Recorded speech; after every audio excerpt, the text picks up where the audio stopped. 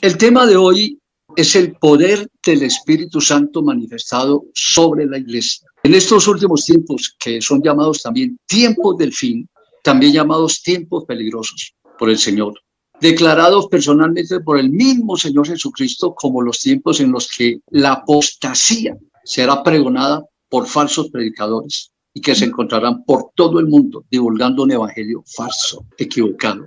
El Espíritu Santo ha pasado a un segundo plano en estos últimos tiempos. Ya muy poco se habla del Espíritu Santo. Se han introducido doctrinas como la prosperidad, doctrinas como vivir bien, doctrinas como presentar un evangelio fácil. Tenemos la complicación y de eso nosotros como personas que creemos en el Espíritu Santo, porque lo hemos vivido, hemos sentido la presencia de Dios en nuestras vidas y a través de ese influjo, de esa unción, de ese poder, es que nuestra vida espiritual ha sido soportada a través de todo el tiempo que llevamos como creyentes. Para este tiempo sí que tenemos el peligro, falsos predicadores que encontramos por todas partes. Esta fue la doctrina que hemos aprendido de hombres tan importantes como Pablo, como Pedro el día de Pentecostés, en nuestros tiempos como Werner Larsen, Bill Dross, Domingo Zúñiga, Eliseo Duarte, que hoy no están con nosotros, pero viven a través de sus poderosas enseñanzas en nuestros corazones, enseñanzas que generaron grandes avivamientos y que alcanzaron a miles aquí en Colombia. Es posible que un creyente sea llevado al arrepentimiento por la obra del Espíritu, lo que implica ciertos cambios en su comportamiento habitual. También es posible que ello implique hasta cierto punto y bajo ciertas circunstancias la salvación de un creyente. Pero el peligro de esta aseveración es crear un estado de conformismo peligroso. Decirle a una persona que sin el Espíritu Santo puede salvarse es llevar a la persona a tener ese estado de tranquilidad, de comodidad, hasta el punto que prácticamente con el tiempo se llegue a ignorar la necesidad del Espíritu Santo en la vida de cada creyente. Esto es conformismo lamentable, un conformismo supremamente peligroso, llevando al creyente a pensar que la vida cristiana termina con el bautismo. En la verdadera doctrina del pentecostalismo mundial, allí no termina la misión de un hombre de Dios. Su llamamiento incluye llevar el mensaje de salvación a todas las naciones a través de la obediencia de la gran comisión, para lo cual se hace absolutamente necesario la unción, la llenura o el bautismo del Espíritu Santo en su vida. Recordemos que en la gran comisión expuesta por Marcos, dentro de las señales que seguirían a los creyentes, irrefutablemente está la de hablar en nuevas lenguas, según San Marcos 16-17. Me detengo un poco ahí. En el texto anterior, Marcos dice, y por todo el mundo y predicad el evangelio a toda criatura. El que creyere y fuere bautizado será salvo. Pero resulta que el versículo siguiente, que es un versículo que hace parte de la gran comisión presentada por el apóstol Marcos, lo clarifica, lo coloca como una inducción, como algo que hace parte de la gran comisión cuando dice, y estas señales seguirán a los que creen. Los que creen que la predicación del evangelio, dice el texto anterior, y por todo el mundo y predicar el evangelio a toda criatura. El que creyere a ese evangelio, dice la Biblia, será salvo. Pero creer implica que se debe tener unas señales que deben seguir a ese acto de creer en ese evangelio. Y dice, y estas señales seguirán a los que creen en el evangelio. En mi nombre echarán fuera demonios. Entonces hay un poder en el acto de creer, le sigue al creyente un poder que lo faculta con la autoridad de echar fuera demonios. La siguiente señal dice, hablarán en nuevas lenguas, lo que significa que está implícito haber recibido el Espíritu Santo dentro de ese acto de creer. Luego sigue algunas señales que tienen que ver con la protección del creyente. Si bebieren cosa mortífera no les hará daño, tomarán manos serpientes. Y hay una muy importante, muy peculiar en la predicación del evangelio que es, y pondrán las manos sobre los enfermos y serán sanados. Alabanzas al nombre del Señor. En la comisión de los 70, por ejemplo, examinemos la comisión de los 70. Los creyentes que la cumplieron eran 70. Tenían ciertos cambios positivos en sus vidas. Por algo andaban con el Señor Jesús. Habían cambios en ellos. Recibieron la autoridad dada por el poder de la palabra del Señor cuando les dijo: prediquen la paz, echen fuera demonios y sanen los enfermos. Aspectos que se cumplieron al pie de la letra, según el Evangelio según San Lucas, capítulo 10, del versículo 17 al 20.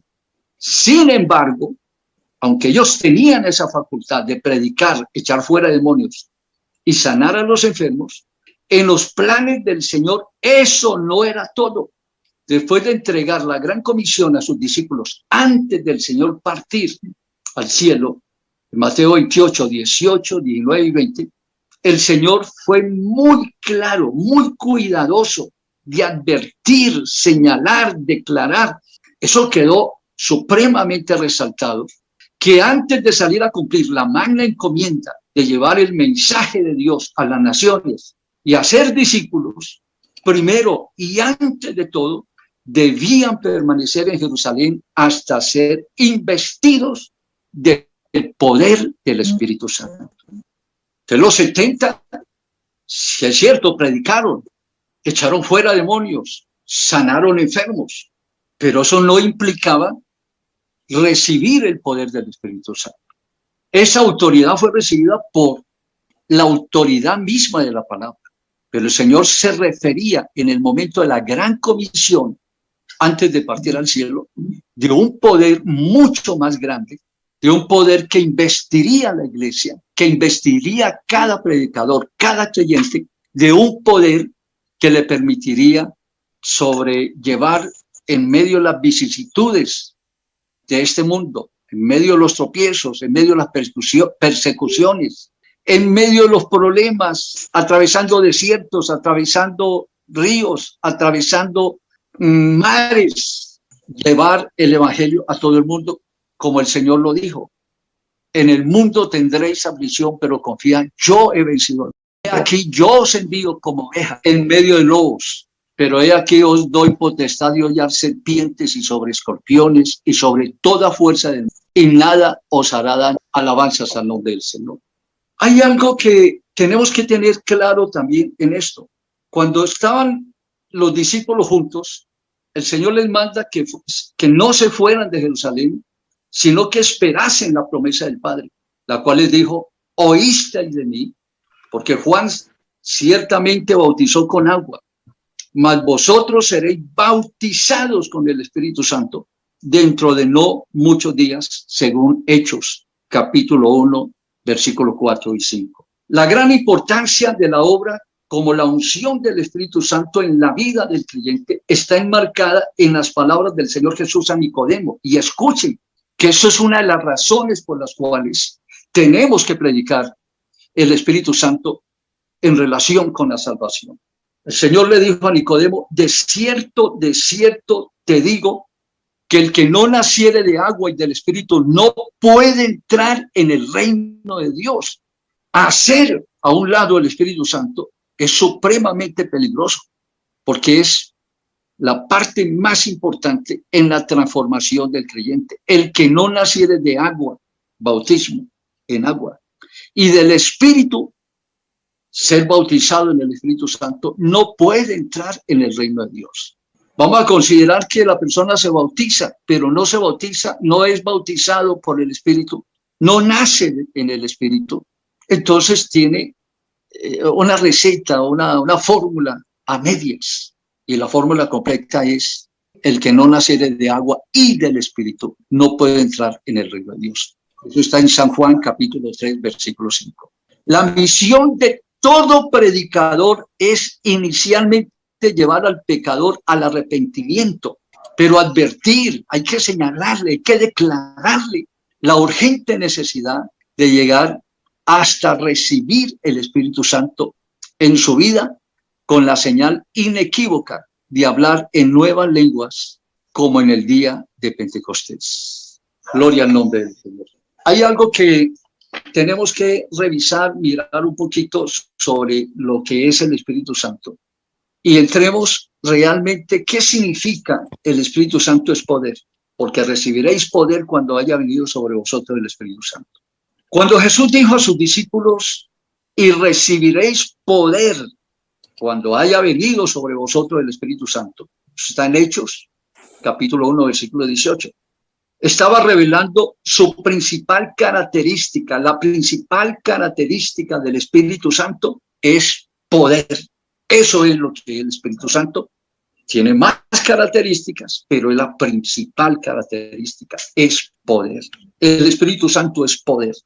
Miqueas en el Antiguo Testamento dijo, mas yo estoy lleno de poder, de espíritu de Jehová y de juicio y de fuerza. Miqueas 3:8. Zacarías lo complementa cuando dice, no con ejército ni con fuerza, sino con mi espíritu, ha dicho Jehová de los ejércitos. Zacarías 4:6.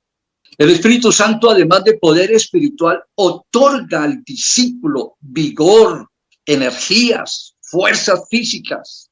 Tal es el caso de Elías cuando mató en un solo día 400 profetas de Baal, allá en Primera de Reyes 18:46. O cuando Sansón obtuvo su fuerza para derribar las columnas del templo, ese templo pagano donde lo estaban exhibiendo, y matar a más enemigos que los que mató en toda su vida. Eso está en Jueces capítulo 16. Más recientemente podemos ver cuando Pedro predicó a una multitud de 3,000 personas sin más instrumentos que su propia voz. Hechos 14:39. Yo me pregunto, ¿cómo haría Pedro sin micrófonos, sin equipos, sin altoparlantes? ¿Cómo pudo predicarle a 3,000 personas aglomeradas, amontonadas alrededor del aposento alto? El Espíritu Santo puede otorgar firmeza, solemnidad, respeto, seguridad, arrojo, osadía. Nada lo detiene. Celo de Dios cuando predica contra el pecado. Miqueas dice, mas yo estoy lleno del Espíritu de Jehová y de juicio y de fuerza para denunciar a Israel su pecado, sin tener miedo ni temores que lo fueran a matar o a sacrificar o a apedrear. Miqueas 3:8. El Espíritu Santo trae poder para vivir santamente. ¿Puede una persona sin el Espíritu vivir santamente con las afluencias, tormentos, tentaciones con que vive un creyente en este mundo? Con todas esas fuerzas del mundo de la oscuridad que lo rodean en cada paso que da, para producir valor, para fortalecer en los sufrimientos. El Espíritu Santo da poder para consolar en las pruebas. El creyente es regenerado según Juan 3:3. Es sellado, Efesios 1:3. En esto me detengo un poco sobre ser sellado. Una de las razones por las cuales debemos ser llenos del Espíritu Santo está en el texto que dice, no contristéis al Espíritu Santo con el cual fuisteis sellados para el día de la redención. El Espíritu Santo es el que marca, el que va a sellar, el que va a señalar quién es el que va a ser levantado. El Señor dice respecto a ese día de levantamiento, que el escritor sagrado determina como el día de la redención, porque ese día nuestro cuerpo será redimido. Ese día seremos redimidos, rescatados de la condenación de este mundo previo al levantamiento de la iglesia. Es tan importante el Espíritu Santo cuando el Señor dijo, y cuando yo venga, os tomaré a mí mismo, como ya vamos a ver dentro de un momento. ¿Por qué es tan importante recibir al Espíritu Santo? Porque es Jesús mismo.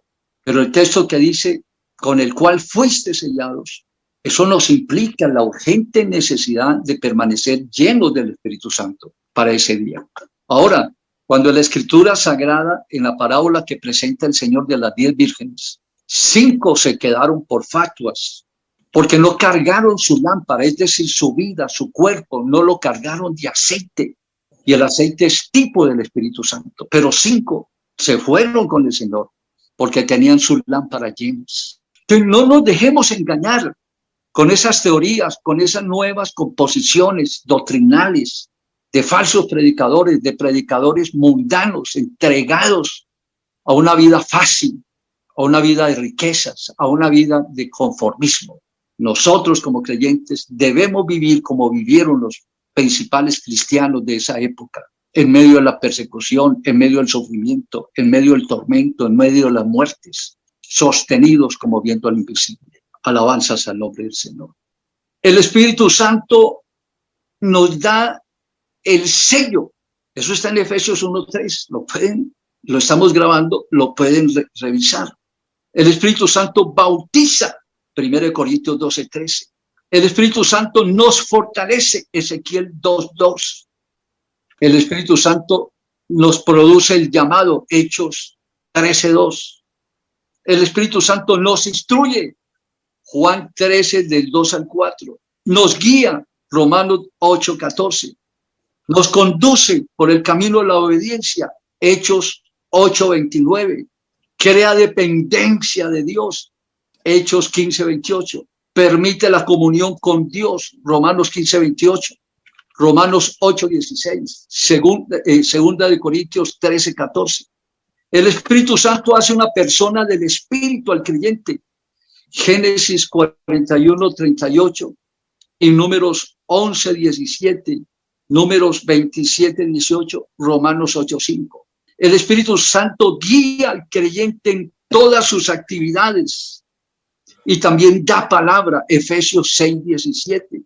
El Espíritu Santo decide en nosotros a dónde tenemos que ir, Hechos 9:11.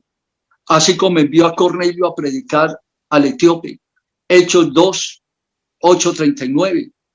Alabanzas al nombre del Señor. Envió a Felipe. Envió a los 3 hombres de Cornelio a buscar a Pedro, 8, 10, 19, 20. Prohibió a Pablo ir a Bitinia y le mostró ir a Macedonia cuando vio el varón macedonio, Hechos 16, 7 al 10. También abrió el corazón de Lidia para que creyera cuando Pablo llegara a predicarle el evangelio, Hechos 16, 14. Intercede por nosotros con gemidos indecibles, Hechos 8, 26 al 27. Queridos estudiantes, no es suficiente tantos textos que nos muestran la necesidad y la importancia de ser llenos del Espíritu Santo. Cuando el creyente recibe el Espíritu Santo, recibe poder a favor de su propia vida personal y para el servicio a Dios. La titánica labor que tenían que desempeñar los discípulos del Señor frente a las fuerzas del mundo concertadas en contra de Dios requería necesariamente de una acción sobrenatural venida del cielo sobre ellos. El libro de los Hechos de los Apóstoles, léalo de principio a fin, si usted quiere, nos da la siguiente sucesión de hechos de poder producidos por el Espíritu Santo. Si usted lee de principio a fin el libro de los Hechos de los Apóstoles, se dará cuenta que ese es el principio apostólico, son las bases apostólicas. Gracias a Dios por ese libro. Pero usted en ese libro respira por todo lado, donde lo lea, en cualquiera de los capítulos donde usted ingrese, se respira la presencia del Espíritu Santo, la acción del Espíritu Santo, la manifestación de los poderes que produce el Espíritu Santo en la vida de la iglesia y en la vida particular de cada creyente. En Hechos 1:8 nos da poder para testificar, poder para hablar persuasivamente con seguridad y decisión, Hechos 4:8-9, poder para predicar la palabra con denuedo, es decir, con libertad, con atropello, con decisión, Hechos 29:30. Qué bendición tan grande. Nos da poder para declarar la deidad, eso lo encuentra usted en Hechos, declarar que Jesucristo es Dios, para declarar la deidad de Cristo, Hechos 9:17-20. Y en el libro de los Hechos de los Apóstoles encontramos que el Espíritu Santo da poder para magnificar, adorar, enaltecer a Dios, Hechos 10:44-46. Por todo lado es importante el Espíritu Santo. Ahora, si usted lee y estudia, porque como estudiante debe manejar muy bien el concepto del libro de los Hechos de los Apóstoles, porque de por sí la Escritura es clara cuando dice que debemos estar sujetos. Debemos establecer en nuestra vida el fundamento de apóstoles y profetas. Edificar no solamente nuestra vida, sino todo nuestro trabajo, todo lo que nosotros hacemos desde el punto de vista como iglesia, como creyentes, edificados sobre el fundamento de apóstoles y profetas, siendo la principal piedra del ángulo Jesucristo mismo. Y noten ustedes que todo el libro de los Hechos de los Apóstoles es el fundamento apostólico, además de las cartas. Pero es que el libro de los Hechos de los Apóstoles es una serie de sucesión de hechos en los que el Espíritu Santo es el principal actor, primerísimo, el más importante actor, el principal actor de todo lo que sucedió en los primeros años, incluyendo esos primeros siglos de la vida, de la historia de la iglesia cristiana. Alabanzas al nombre del Señor. La gente del mundo no hubiera podido entender esta verdad porque no conocían al Señor. Cuando ellos fueron por todo el mundo y empezaron a diseminarse en unos, después cuando se presentó la gran persecución, unos huyeron para Samaria, otros huyeron para África, otros huyeron para Asia Menor. Ellos se diseminaron, se extendieron por todo el mundo, pero ellos iban llenos del Espíritu Santo.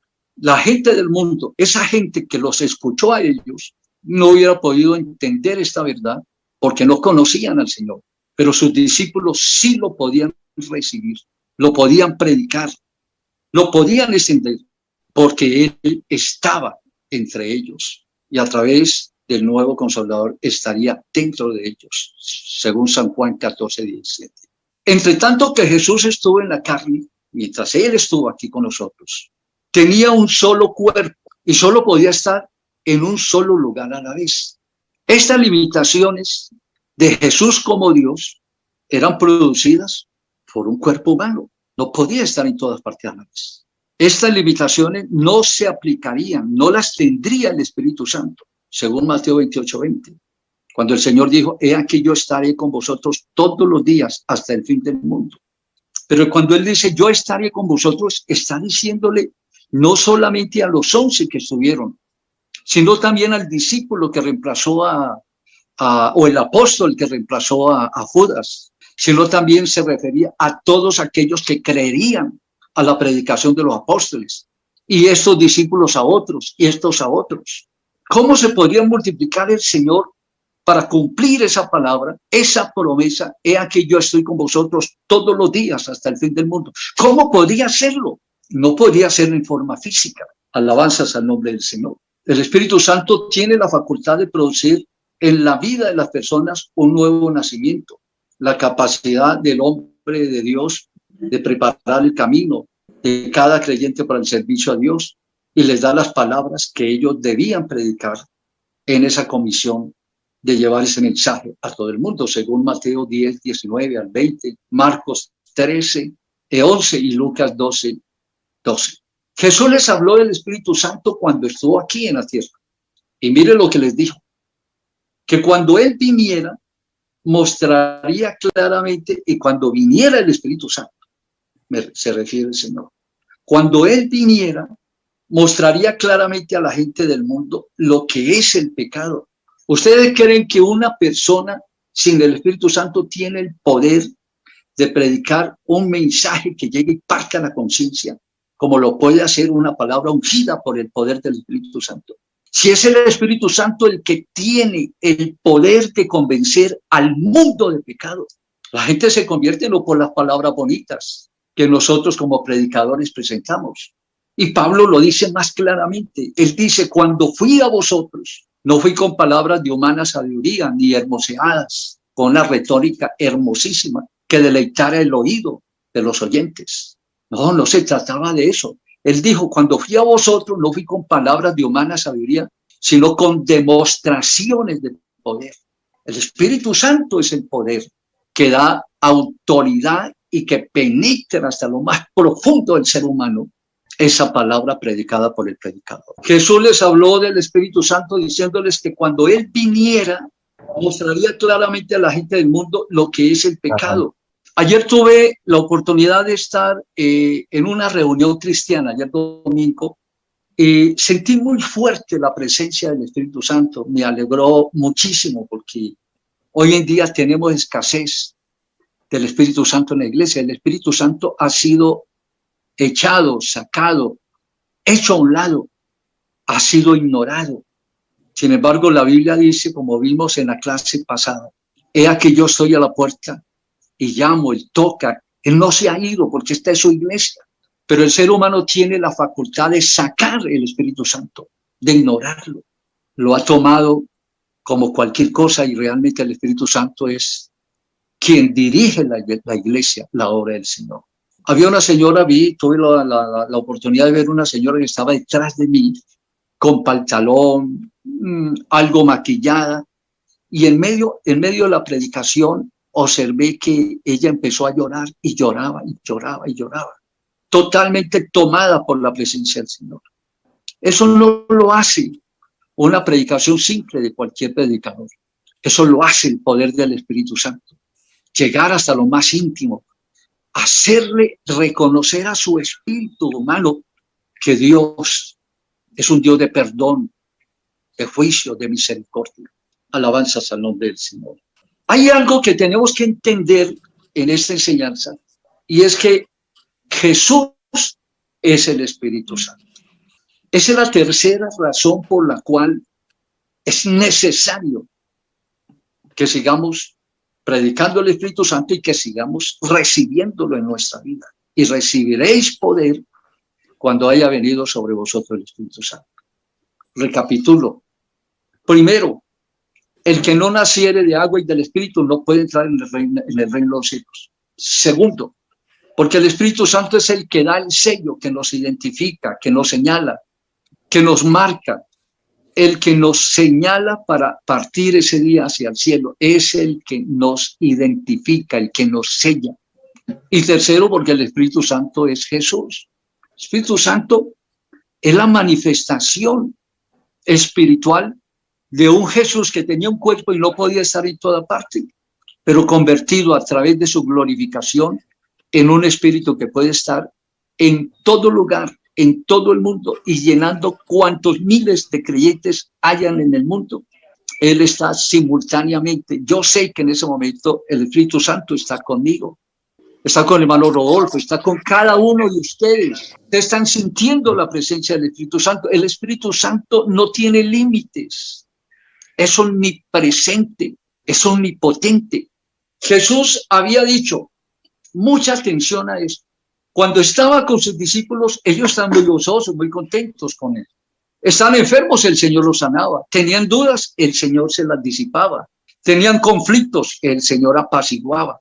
Tenían hambre, el Señor multiplicaba los panes y de alguna manera ellos comían. Ellos atravesaron su sola presencia. Para ellos era suficiente para estar felices y gozosos. ¿Quién no estará al lado cerca del Señor? Eso fue un privilegio que solamente tuvieron esos 12 discípulos. Pero hay un momento de su ministerio que el Señor les dice, a ustedes les conviene que yo me vaya. Eso no les gustó a los discípulos. ¿Cómo así que se va a ir? Sí, a ustedes les conviene que yo me vaya, porque si yo no me fuere, no vendría el Espíritu Santo. El Consolador no vendría a vosotros. Mas si me fuere, os lo enviaré.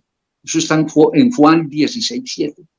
En donde hay una pregunta que tenemos que hacernos, que se la hicieron los discípulos, porque ellos de alguna manera le revelaron al Señor. ¿Cómo así? ¿En dónde radicaba su conveniencia o la conveniencia de que Él se fuera para que viniera el Espíritu Santo? En que Jesús ya no estaría limitado entre ellos en su forma humana. Jesús no podía estar en tantos y diferentes lugares a la vez, atendiendo a sus discípulos dispersados en las funciones del reino. El uno por allá, el otro por acá, y el otro trayendo comida, los otros manejando liberaciones. Bueno, ellos estaban atendiendo el ministerio que el Señor, con el cual los estaba facultando y los llevaría a ser apóstoles. Jesús no podía estar en tantos diferentes lugares a la vez atendiendo a sus discípulos dispersados en una cosa y en otra. Lo que significaba dejar solos a sus discípulos en algunas de las circunstancias más difíciles, incluso en las situaciones más elementales de su vida. Ellos se sintieron solos. Si el Señor se va, lo primero que pensaron ellos, vamos a estar solos. Jesús ya no estaría entre ellos, sino dentro de ellos. Cada uno tendría Jesús, un Jesús particular para cada uno de ellos.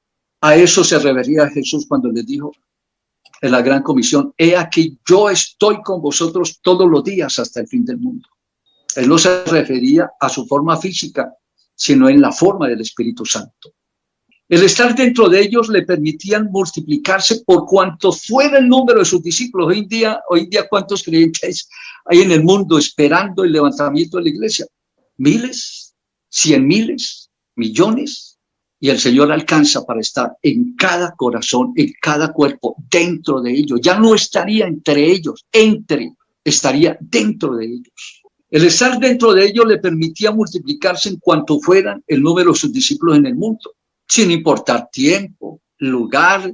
Estas mismas palabras son referidas por Marcos cuando dijo: y ellos saliendo predicaron. Eso ya al final, cuando empezaron a cumplir la gran comisión, que se muestra en Marcos, cuando Marcos dice: y estas señales seguirán a los que creen en mi nombre, echarán fuera demonios, hablaré en nueva lengua, es decir, recibirán el Espíritu Santo. Si bebieren cosas mortíferas no les hará daño, tomarán en las manos serpientes, pondrán las manos sobre los enfermos. Y el verso que sigue es el 20, dice: y ellos, después de recibir la gran comisión, salieron, predicaron en todas partes, ayudándoles el Señor y confirmando la palabra con las señales que la seguían. Marcos 16:20. Confirmando en cada uno, el Señor estaba dentro de cada uno. Qué bendito es el Señor. ¿Y por qué es tan importante la presencia del Espíritu Santo en nuestra vida? Porque la presencia del Señor, recuerden lo que el texto sagrado dice. Pablo decía: porque el Señor es el Espíritu, se está refiriendo al Señor Jesús. Porque el Señor es el Espíritu, y donde está el Espíritu de Dios, allí hay libertad. Jesús, refiriéndose al Espíritu Santo, dijo: yo rogaré, él lo dijo en su momento, yo rogaré al Padre y os dará otro consolador. Claro, es que hay diferencia de Jesús, forma humana, como consolador, y se está refiriendo a otro consolador, pero ya en forma espiritual, que pudiera estar en todas partes, para que esté con vosotros para siempre, el Espíritu de verdad, el cual el mundo no puede recibir porque no le ve ni le conoce, pero vosotros le conocéis, porque mora. ¿Quién estaba morando entre ellos? Porque mora con vosotros y estará tiempo futuro en.